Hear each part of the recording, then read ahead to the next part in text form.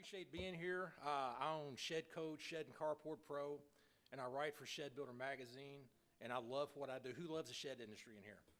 Awesome. Who's in sales? Everybody's in sales, whether you raise your hand or not, right? But if you're in sales, what we're going to talk about today is some things that I've developed, but they're things that I've done over the years they're little things we can do, okay, in our business to make them better. And they're things I think can help you. So I'm not an expert. I don't claim to be a guru. I'm not going to sit up here and preach to you. But I just want to help. I want to work together. So I want this to be a back and forth deal. I may ask some questions. I'd like your all's participation. Can we do that? Awesome, awesome. Well, let's get started. In the beginning, anybody recognize these buildings? They're insulated panel buildings. I came across these 28 years ago. I was talking to my dad on the phone one night. I was in college, and we were just talking. He said, "Hey, Charles," he said, "some of the people I work with, they have developed this new building. They're making them out of insulated steel panels." And of course, I'm in college. I didn't really, know what that was or whatever. But he said he knew I was entrepreneurial. When I was a kid, I mowed yards, I washed cars, clean gutters. So from an early age, I wanted to be a success and work for myself, right? So he was on the phone with me. He said, "You need to look into this. They're selling like hotcakes around here." So that got my attention. I was like, cool, I'll look into it. So I called the people who were doing it, and they agreed to meet me in Bowling Green. So they came down, and I just asked them point blank at dinner. I said, "If I find a spot, a location, would you supply me buildings?" Me being this know-nothing college broke student, right? I'm sure they had a lot of faith in me, but they said yes because they knew my family. They were family friends of ours. So I started looking for a spot, and I picked the best location I could find in Bowling Green, Kentucky, and it was a good one. Called the guy. I said, "I want to rent that space next to your business." He laughed at me when I told him it was sheds I'm going to do. There really wasn't an industry back then for this. When he asked me, he said, "You're going to sell sheds like at Lowe's, right?" And I said, "Yeah, they're kind of like that, except they're unlike anything ever. These things are made like, they're built like a safe, right?" You can attest to it, yeah. One of my good friends is right here in this room that grew up in the business with me. But anyway, I found the spot. The guy finally let me, I bugged him till he let me have the spot. And he let me have it for $175 a month. That included everything, electric, the whole 9 yards. So yeah, man, I was like down like 4 flat tires when he told me that price, right? So we were like, let's take it. So I got the lot. They started delivering sheds to me, and I have a huge lot. I think it had, 8 buildings on it? It was massive, okay? And keep in mind, this is back in the days of no rent to own, okay? They started delivering buildings to me, and before you knew it, I had about 4 or 5 people in my office asking questions. But the problem was I didn't know any answers. Anybody ever been like that? Yeah, well, I realized at that point that I was going to go pro in this business. I was like, I can't do this. I have to be able to answer questions and things like that. So I poured myself into this business, learning sales, learning about my products, just trying to be the best I can for my customers. You know, they say you have to have a strong why in what you do in life. Outside of God, my family's my why.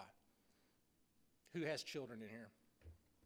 Well, would you do anything for them? I'd run through a wall for them, right? Well, anyway, when I first got going, I didn't have a family. I was single. My motivation was money. I want to go out and make money, buy a big home, do things. I'm a college student. That's what we do. But over time, my priorities changed. You develop a family, they became my why. So I go to work every day for them. They say if you don't have a strong enough why, if it doesn't make you cry, it's not strong enough, right? So the first core commitment is be enthusiastic. Go to work with enthusiasm every day. Ralph Waldo Emerson said, "Nothing great happens without enthusiasm." okay? And that's the first step to making a great first impression. If you don't have enthusiasm, guys, you might as well stay home. You know, people are looking to do business with people who are happy and wanting to help. So go to work with enthusiasm and strive to make a great first impression. You know, first thing to do, I make a suggestion, just look sharp. You know, have a polo. You don't have to wear this. I don't wear these kind of jackets every day. I mean, I just did it for this. But anyway, have a nice polo with your company brand on it. Things like that go a long way. And once again, be enthusiastic about the shed business. There's that word again, right? You know, when I greet a customer, you know, I'm in a good mood. I try to smile. Just be very enthusiastic. And appear to be an expert in the shed business. Okay, you don't have to know all the answers. What I'm saying is have general knowledge. If you're just starting out in this business, just learn some basic things like, you know, are your studs on 16-inch centers, you know, some basic things when the customer's talking to you to help them develop the confidence that they want to do business with you, okay? So be an expert, look sharp, and be enthusiastic, guys. According to Harvard, if we don't make a great first impression, it takes 7 subsequent meetings with that customer to change that. Now, I don't know about you guys. I don't have 7 chances. Do you guys? When people come to my lot, man, a lot of times they're in a hurry. So that those first, 3 or 4 minutes is very, very important. Everybody agree with that? All right. Meet each customer with a smile and give them a genuine compliment. This is very, very important, guys. I've gone places to buy things, and I'm here to give them my money, and people are rude, okay? I'd rather deal with the guy with the check mark who's smiling than the guy, on the, well, if it's your right, or I don't know if it's your left or your right, but anyway, people like to be around positive people. Can we agree with that? So in other words, every morning before I go to work, and I tell you something, you do this a long time, it gets hard. You're dealing with the day-to-day grind of it. I got to get myself in a state of mind every morning that I'm going out there to take care of customers. That's it, right? If you don't get in that state of mind and be in a good mood, I'm telling you right now, you're going to run people off. So find a way to compliment the customer. This is a great thing to do. They have a nice car, say, hey, man, that's a nice car. It's a nice shirt. People like compliments, but they got to be genuine, okay? Don't be fake. Just be you and be genuine, right? I compliment people's kids when they're very well behaved. Even if they're swinging from the rafters, I still say, you got great kids, you know it? They should join the circus. Yeah. But anyhow, just find a way to compliment the customer. Mark Twain said that I could live a year off a good compliment. So complimenting people breaks down that barrier, because all our job is the salespeople is to make it easy for the customer to buy, right? It's just real simple stuff. And here's a big one. If a customer brings up the competition, compliment them as well. People find that hard to do, right? It happens all the time. I have people come in, I've got competition across the street, down the street, up the street, and I have people come into my lot, hey, I've been next door. They didn't have anything good to say about you. I'm like, that's interesting. And what I tell them is I say, and I mean this, they're nice people, right? They got great products, but let me show you my stuff. And then that completely diffuses the whole situation, because whether you want to believe it or not, a lot of times customers want to stir up a little drama so they can get a better deal. But I'm going to advise you, don't play that game. Don't get in a mud fight talking bad about your competition, because that just comes across as petty, guys. We're all in this thing together, right? Even my competition, I would help them out if they needed it. And I think that's the attitude we need to keep in this business. In fact, I would like to collaborate with my competition. We talked about that during yesterday, the NBRSA. There's ways we could all work together, but we can't cut each other down. That's just bad for business. Anybody have any stories about the competition saying some bad things about you?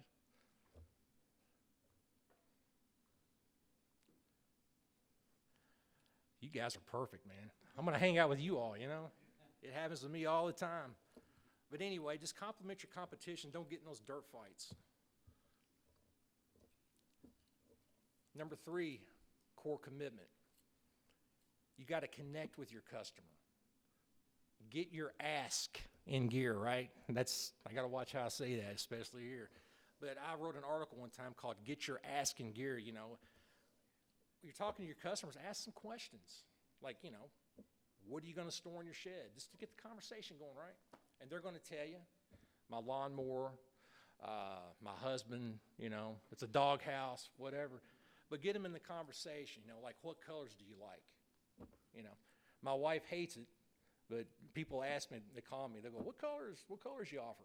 And I'll tell them, you can have any color you want as long as it's black, okay? And what I do is I try to inject a little humor in it. We got to make it fun, right? I mean, when you make it fun for people, you're connecting with them, that makes it so much easier for them to buy from you. So that's why these little things we're talking about are so important. Does everybody here do Facebook ads, Google, and all that stuff? Most of us do, right? I use it too. I don't depend on it.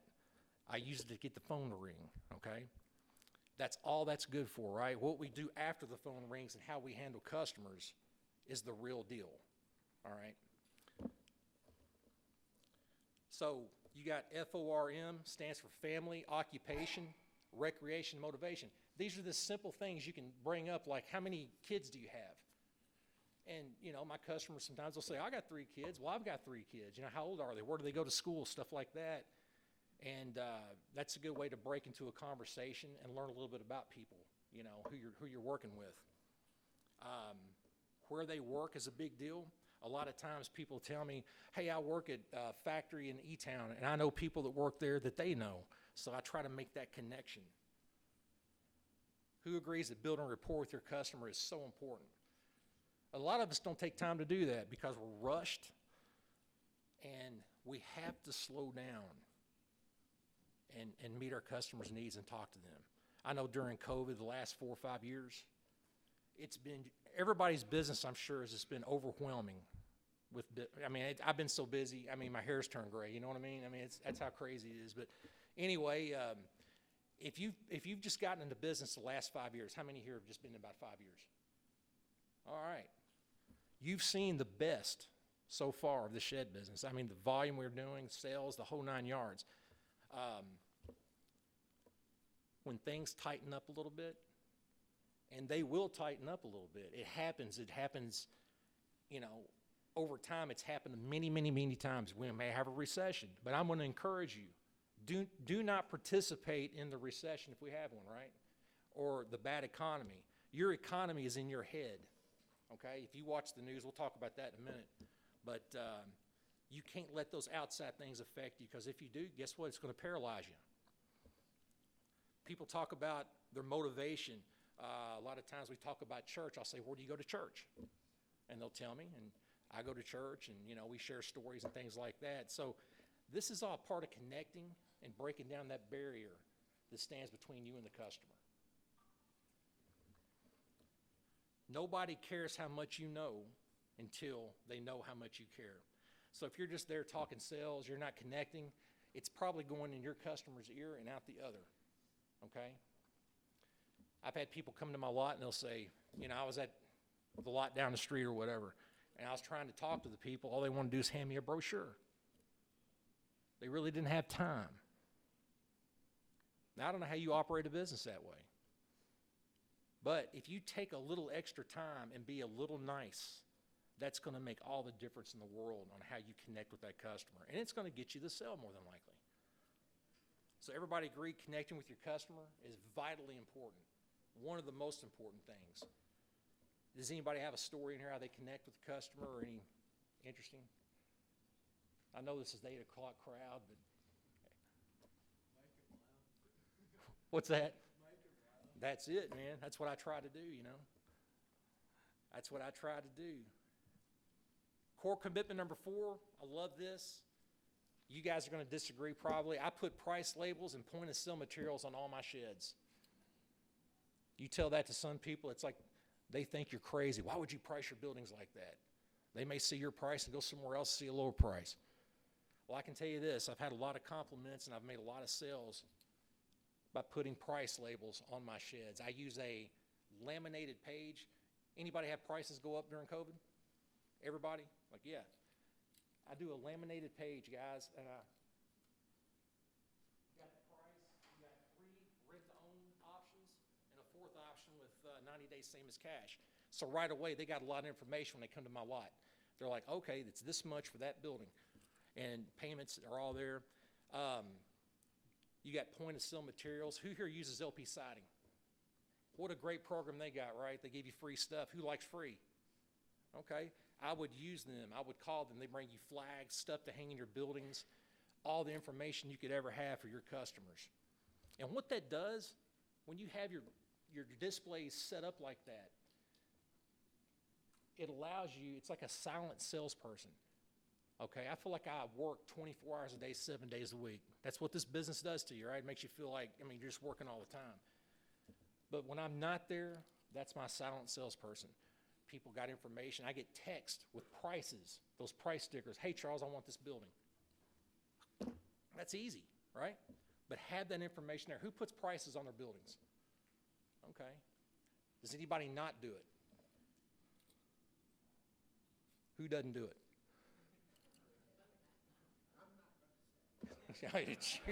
Yeah. But anyway, I find it helpful, just to do that.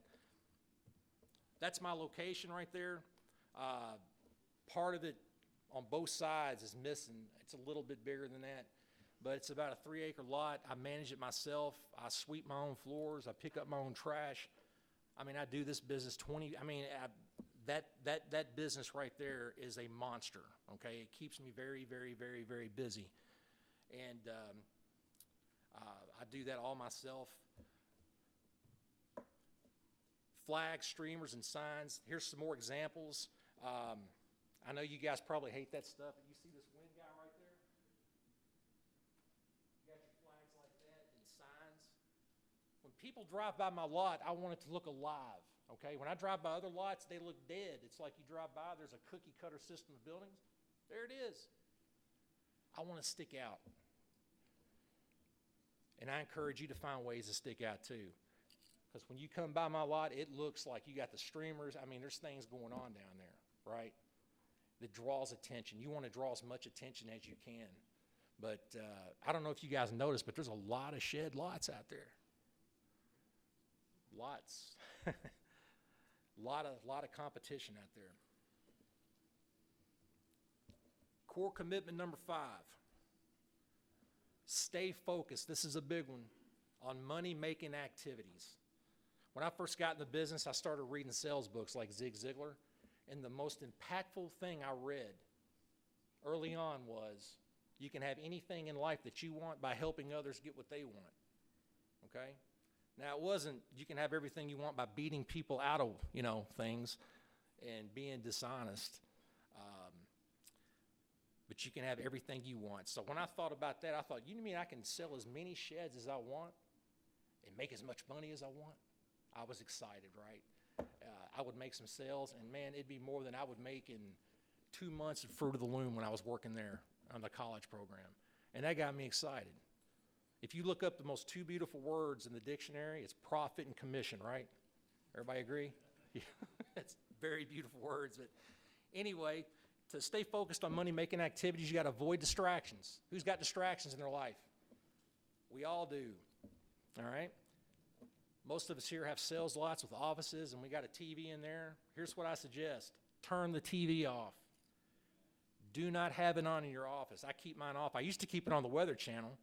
Even the Weather Channel got political, So I got tired of that. So you turn off the TV. I call the TV the electronic income reducer. If you watch it, your income is going to go down. You're not going to make sales. You're not going to stay focused on the task at hand. So just turn that off and avoid that.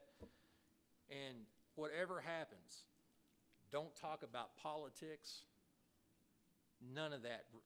Even religion in there. Because people come in there, you start getting off on those subjects, you're going to kill the sale. It's the kiss of death.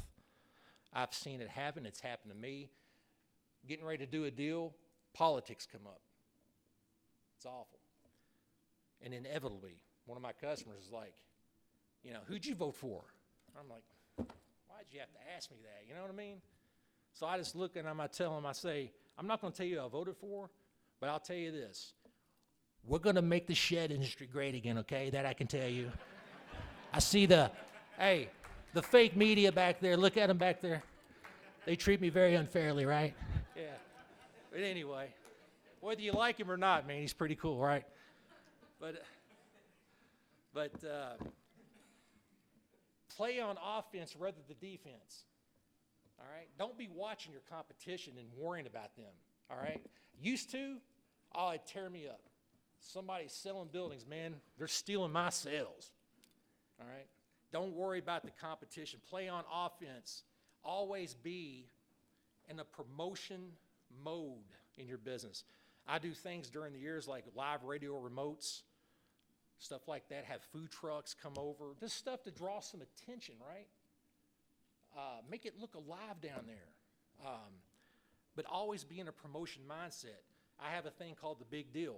It's a 10 by 20 shed, lofted, really good price, but anything could be the big deal, right? I've got really good prices. And when I post those prices, people think, hey, wait a minute, that's a good price. There must be a reason he's posting these prices. I like how he does business. I'm going to do business with him. It could be something as simple as that. But always play on offense rather than defense, guys. Don't worry about your competition. I don't think they're going to be worried about you. I just do my thing. I wish everybody the best. But don't focus on them. Focus on you. Successful people do the things that others will not. Simple. You think about all the real successful people, they're probably doing just a slight bit more than the average person every day, but it's adding up to big things. And some of this stuff we're going to talk about next. We're going to get into the nitty-gritty. Number 6, core commitment, track your leads. Now, I'm old-fashioned. I track them. I write them down in a ledger like this, okay? Now, most of you have CRM systems. Who's got those? They're good systems, all right? I'm just old-fashioned. I'm a dinosaur. I've been doing this a long time. But anyway, I think I may convert to that one day. I don't know. But whatever the case is, make sure you're tracking your leads. In order to lead the pack, you got to track. And I suggest writing down when I'm talking to somebody and it's obvious they're not going to buy that day, I say, hey, do you mind if I have your phone number so I can remember what we talked about? Like, sure, most of the time they'll give you your phone number. I may write their email address down, but mostly it's their cell phone number. And the next one is, it may take 3 to 4 touches in order to get the sale. 3 to 4 touches. What do I mean by that? You may have to call them, text them. Text is really big. I like doing videos and saying, hey, this is Charles. Just checking on you about that shed we talked about. I'll send them a personal video. I'll send them, if it's an email, I'll send them an email.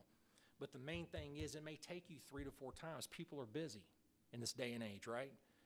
And just stay in touch. People do not mind that, most of them. I mean, we're not the car warranty people, right? Nobody wants to hear from those jerks. But anyway, just make sure you follow up. The fortune is in the follow-up. I have a lot of success following up with people. Some people you never thought would ever buy. I still write their numbers down because they come off this list 2 ways. They buy or they die. That's it, So anyway, the fortune's in the follow-up. Who has a good system here of follow-up? Like, give me an example.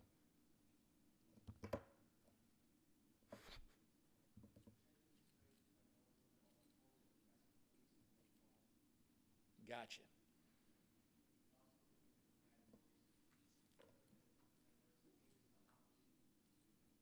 Yeah. Absolutely. Absolutely. The main thing, whether it's a CRM system or you're just writing it down, just make sure you call them. And you know what? These are easy things to do, guys, and easy things not to do.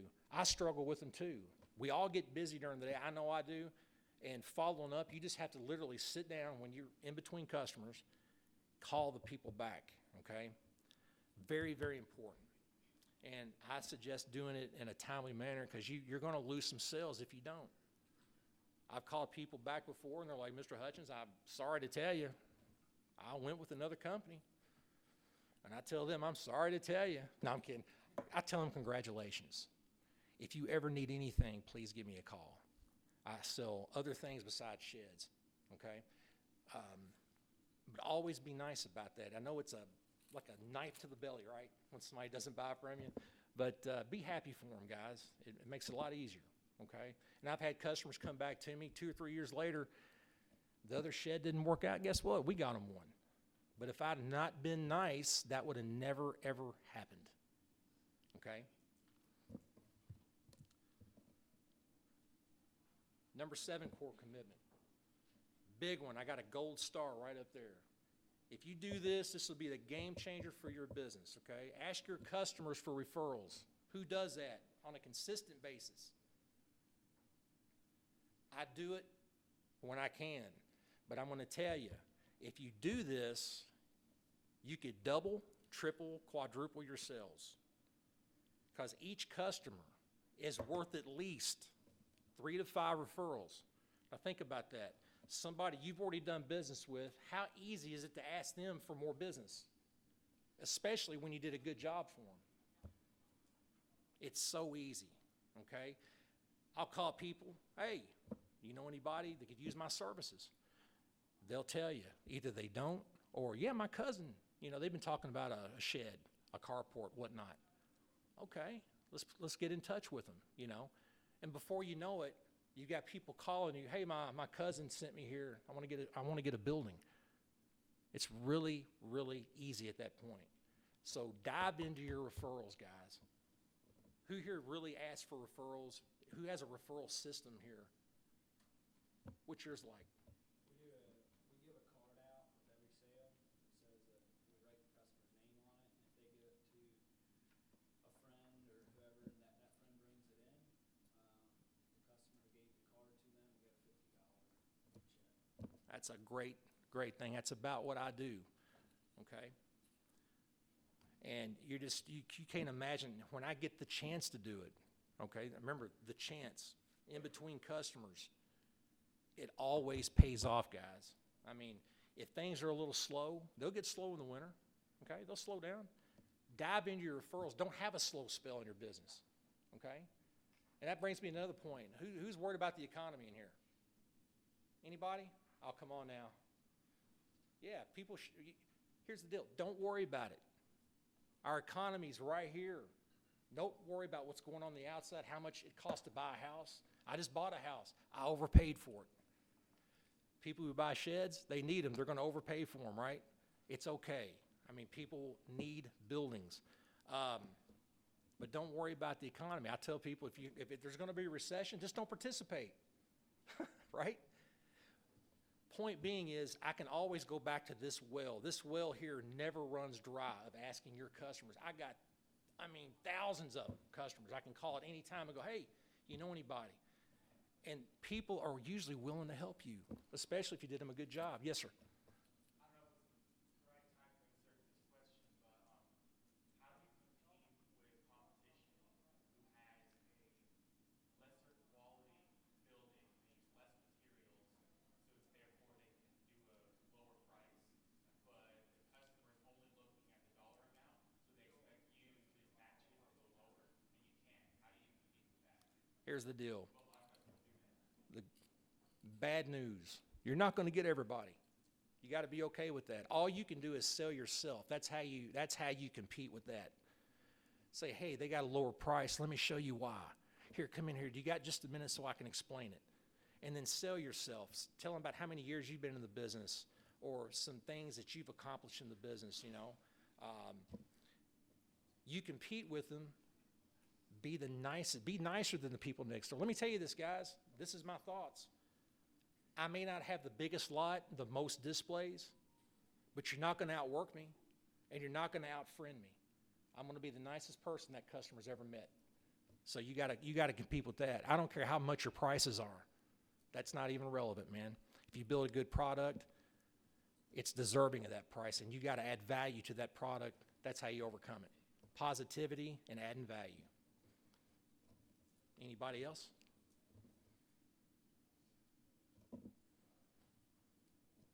Jason, am I doing a good job? Thanks, man. I appreciate it. So ask your customers for referrals.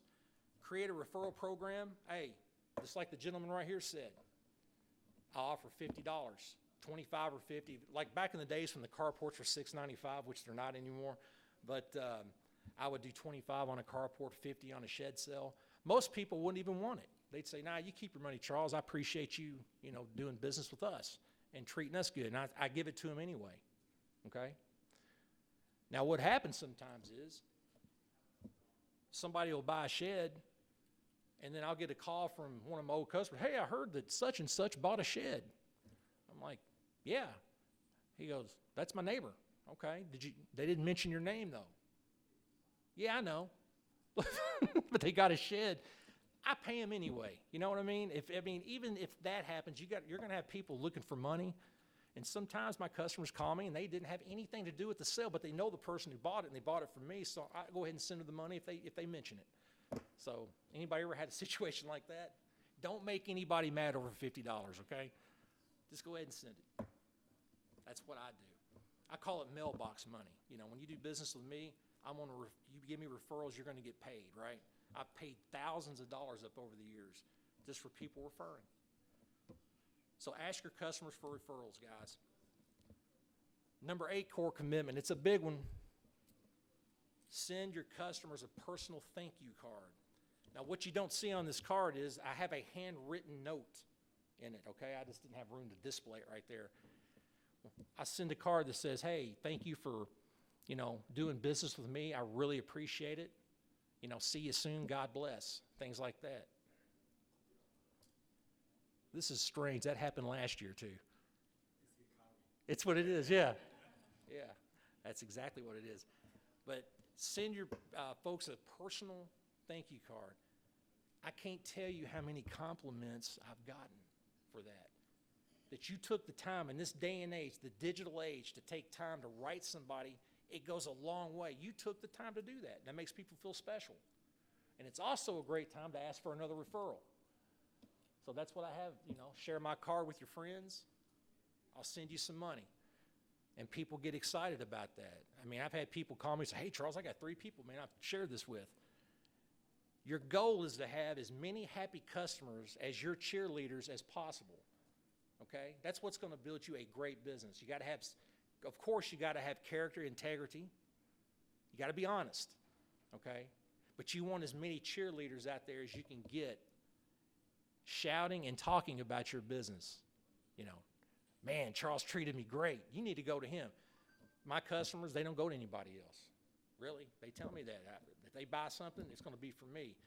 And that picture of my lot earlier, I wanted to make a suggestion. If you're in the shed business, have as many products related to that business as you can get. I think it's very important in this day and age to have carports, garages, play sets. My friend Jason Smith over there has the best play set company there is, okay? I love doing business with him. Thought I'd give you a shout out. Hey. But play sets is a huge category. Pavilions, portable decks, patios, things like that. I try to have all that stuff. So they may buy a shed next door, but they're going to buy the patio from me. They may buy a carport from me, okay? So it's very important to have more, in my opinion. If you're a shed manufacturer only, that's okay, but your dealers, I would encourage them to have other things there that aren't going to take away from your sales, okay? But are going to add to them making more money, being happier where they're at. Does that make sense to everybody? And I'm telling you, the carport business has turned into a major, major category for me, okay? So I would suggest finding a good company there to do that with. But send your customers referrals. Anybody got any examples of the kind of cards, or they do any follow-up calls or anything like that to ask for business? I want some ideas too. What you got? We have 6 locations. So, the salesmen out there that are selling our buildings and building rapport on that end. And sometimes we forget back in the office that you have that customer and relating to that customer. So once everything is done, the sales order comes to my desk, and I call the customer personally. That's great. And reach out to the customer and say, how was the salesman? Did everything go well? Did the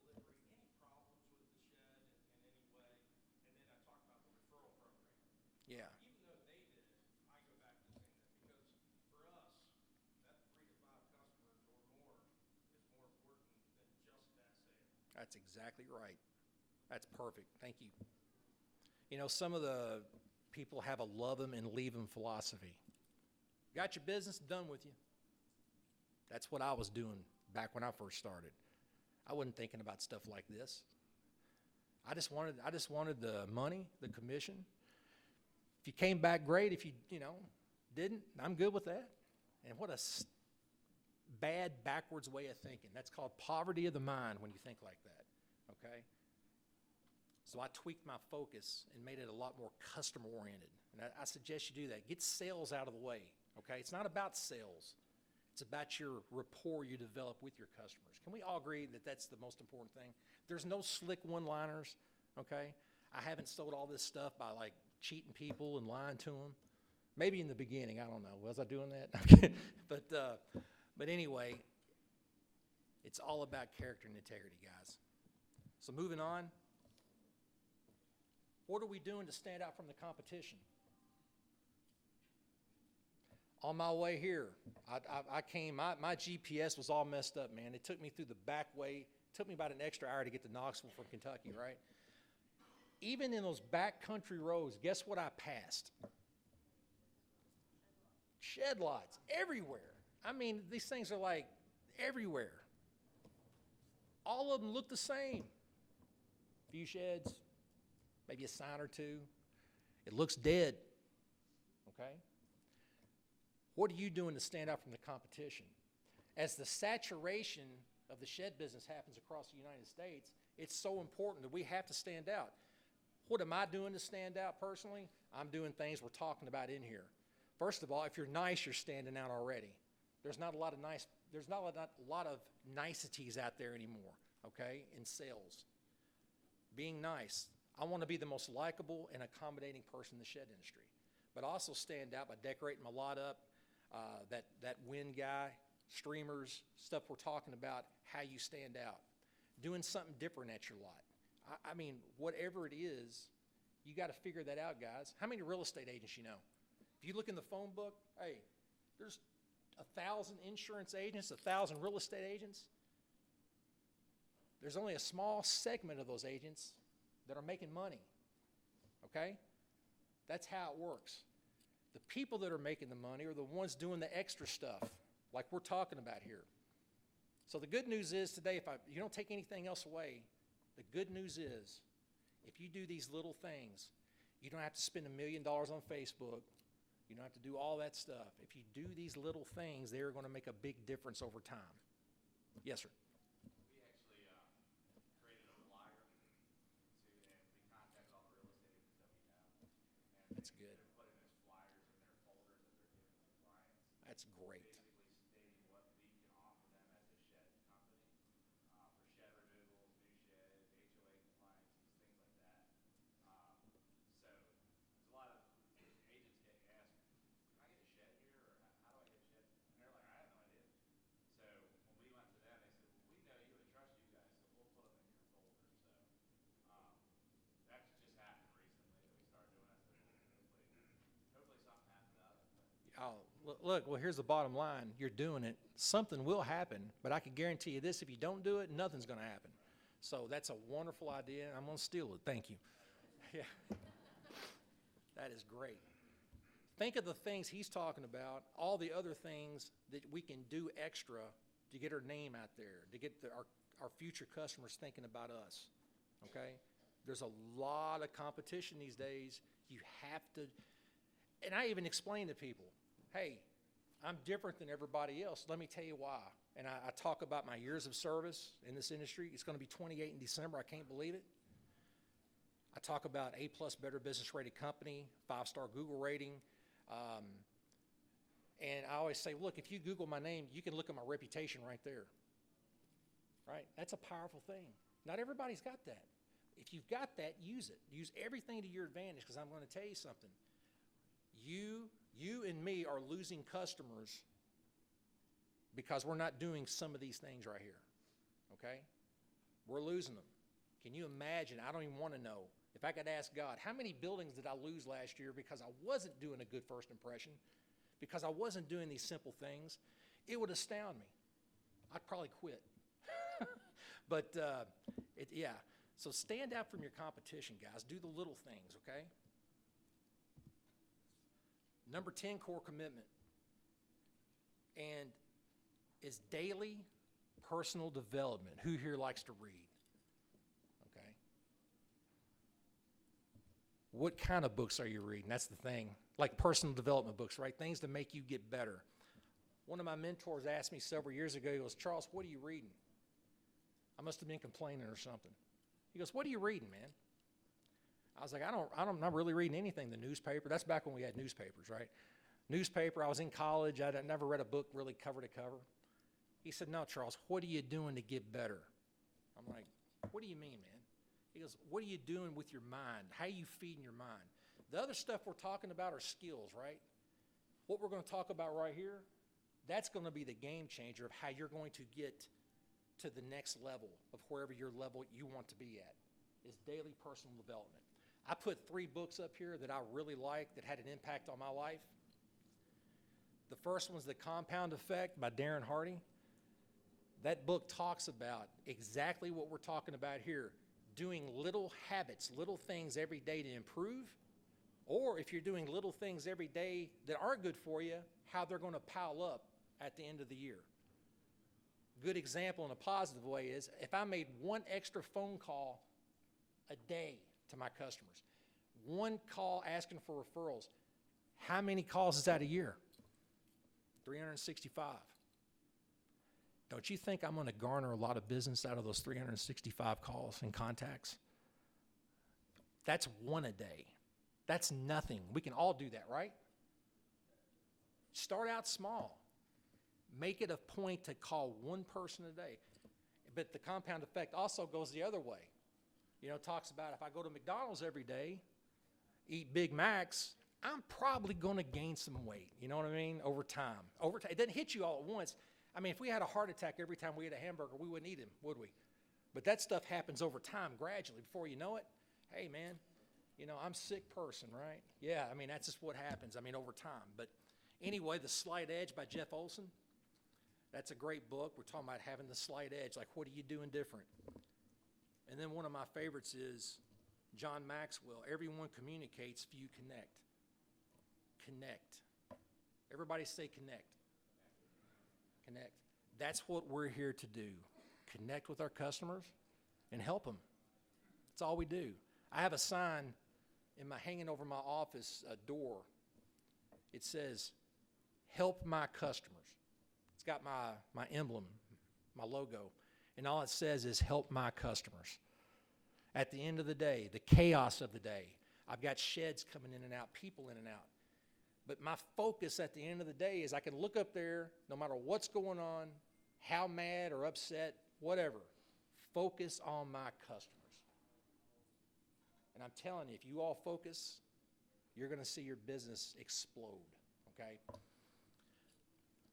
So I started out reading 10 pages a day, easy to do. And what happened was I became addicted. All this positive stuff, I started thinking, man, I'm in a good mood now. I feel good.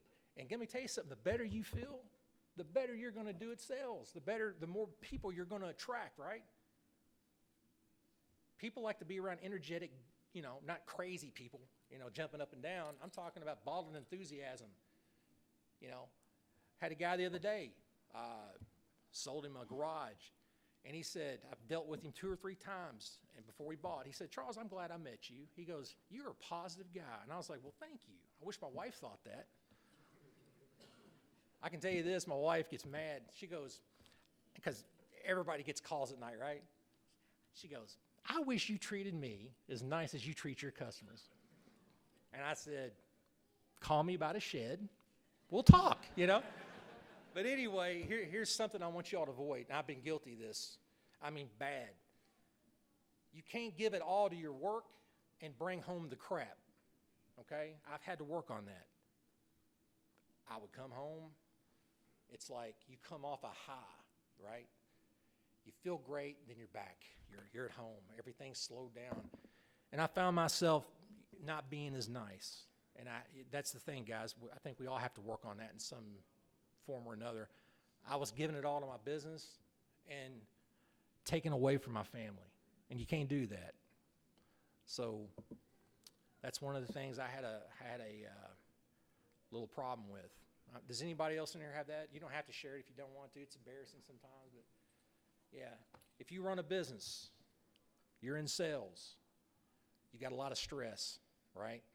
And sometimes you treat the ones you love the most the worst. So I'm just saying, I'm working on that. If you guys are working on that too, great. But give your family all you got, okay? Not just your customers. Jim Rohn said, and I think this is a great quote. People go, hey, what, you know, the economy this, the economy that. He said, the future of your and my business is opportunity mixed with difficulty. Opportunity mixed with difficulty, right? I mean, think about it. That's life. Difficulty, opportunity, opportunity, difficulty. It's going to happen, you know. If you're having the greatest month of your life sales, guess what? That's going to pass. It goes back to zero. Every month when I get done, at the end of the month, I'm sad because I go back to zero sales. Does anybody else suffer with that? You have this huge month, man, and you're like, I want this thing to keep going. And all of a sudden, back to zero. You know, you got to start over again.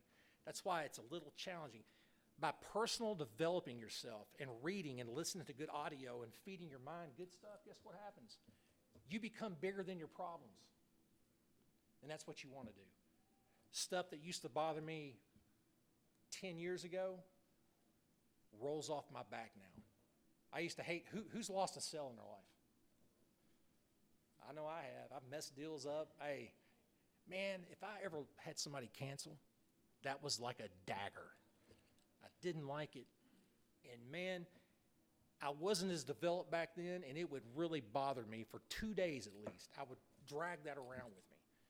Not anymore, man. It's just, you know, I've developed past that point. And I suggest, and I'm telling you, once you start getting into good stuff, right, it'll change your whole perspective about things. It'll keep your mind in a positive mindset, and that's where you need to be, guys. Who here likes to read, and any good books you're reading on sales right now? Anybody else? Yes. What are you reading? Last one? The middle one. How you like it? I've noticed your articles reflect those books. They really do. Yeah, I learn a lot from, you know, reading, but those are 3 of my favorite reads right there, guys. They've been really good. To kind of wrap this thing up, Ducks versus Eagles. And I got to tell you, you can't catch fire unless you get around heat, okay?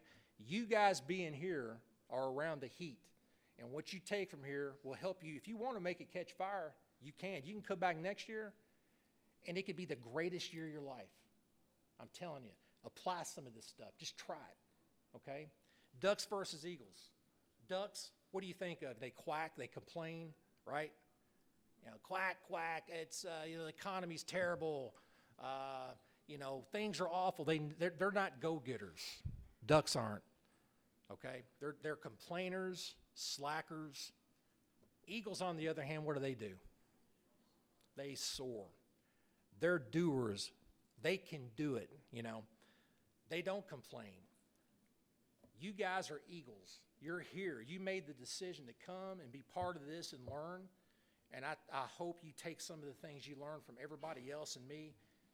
Go out and make a difference, guys. Let's sell some sheds together, okay? Thank you for coming.